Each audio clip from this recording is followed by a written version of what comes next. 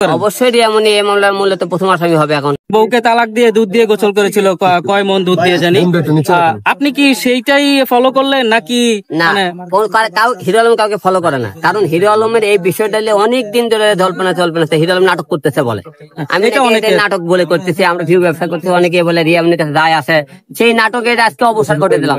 এরপরে দিল আমি তো তার সাথে মিলি, তারপরে আপনারা কবেন যে নাটক করলাম কিনা। তাহলে আজকে থেকে সব নাটক বন্ধ, এখন থেকে হিরো আলম আর রিয়ামণির কোনো নাটক চলবে না? নাটক চলবে না, হিরো আলম আর রিয়ামণি নাটক চলবে না, এবং তাকে নিয়ে আমি কোনোদিন সাংবাদিক সম্মেলন আর ডাকবো না যে আজকে রিয়ামণি কিছু বলতে চাই, এটা কোনো বলবো না। এখন কিন্তু আমাদের মনে হচ্ছে যে রিয়ামণি এই মামলার প্রথম আসামি, আপনি কি মনে করেন? অবশ্যই রিয়ামণি এই মামলার মূল্য তো প্রথম আসামি হবে। এখন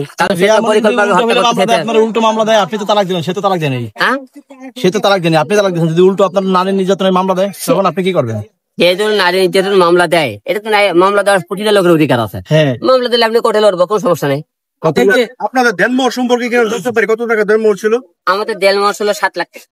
এখন যে আপনি তাকে তালাক দিলেন, এখন তো 7 লাখ টাকা যদি উনি চায় তাহলে তো অবশ্যই 7 লাখ টাকা দিতে হবে। তুমি চাই তেমনি করেন, তাহলে আদালতে কথা হবে, আদালতে হবে, কারণ তার বাবার থেকে 100 টাকাও লেনে যে বিয়ে করার টাইমে 7 লাখ টাকা এখন এটা তো আইনে আছে যে আইন থাকতে পারে। আইনে যখন মামলা করবে 7 লাখ টাকার, তখন আইনে দেবো। এখন তালাকে 10 টাকাও সে আমারতে পারে।